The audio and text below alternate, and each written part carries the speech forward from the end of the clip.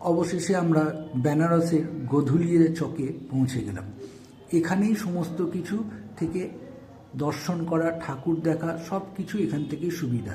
এবং এই গোধুলিয়া চক থেকে আমরা পৌঁছে গেলাম দশেশ্বর ঘাটে। দশেশ্বর ঘাটে আমি এবং আমার ফ্যামিলিকে নিয়ে খানিকক্ষণ সময় কাটালাম।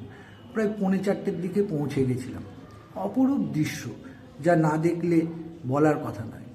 ঘাটে খানিকক্ষণ সময় কাটিয়ে আমরা একটা স্টিমার ভাড়া করলাম, যেখানে পার হেড 300 টাকা করে নিল এবং 84টা ঘাট ঘোরালো।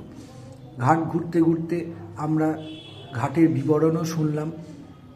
শুনতে শুনতে আমরা ঘাট ঘুরছিলাম এবং বিভিন্ন ছবি আমরা সেখানে তুলে নিলাম।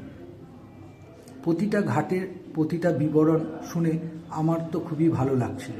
ঠিক সন্ধ্যের মুখে ঘাটগুলো দর্শন করছিলাম। কাশী বিশ্বনাথ ঘাট, মণিকাঞ্চন ঘাট, দশেশ্বর ঘাট, এরকম অনেক ঘাট আছে। তার কিছু ছবি আমি পোস্ট করলাম। ঘাট ঘোরা শেষ হয়ে গেলে এই লঞ্চ আবার আমাদের ঠিক সন্ধ্যা আরতি যেখানে হবে দশেশ্বর ঘাটে, ঠিক সেখানে পৌঁছে দিয়েছিল এবং সেখান থেকেই আমরা সন্ধ্যা আরতি দর্শন করতাম। ঘাট ঘোরার পরে সন্ধ্যা আরতির ঠিক শুরুর আগে আমাদের লঞ্চ আবার সেখানে পৌঁছে দিল দশেশ্বর ঘাটে। সেখানে সন্ধ্যা আরতি দেখলাম। অপরূপ সুন্দর সেই সন্ধ্যা আরতি এবং এত লোকের সমাগম যা আমার কল্পনাতীত। এবং আমি পূর্বে কোনো দিন ভেবে উঠতে পারিনি যে এত লোকের সমাগম হবে। অপরূপ দৃশ্য।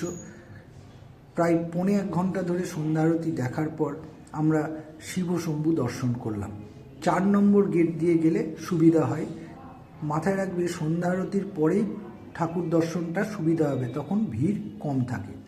এরপরে আমরা সেই বিখ্যাত চাটের উদ্দেশ্যে বেরিয়ে পড়লাম। অবশেষে পৌঁছে গেলাম সেই চাটের দোকানে, কাশী চাট ভাণ্ডার।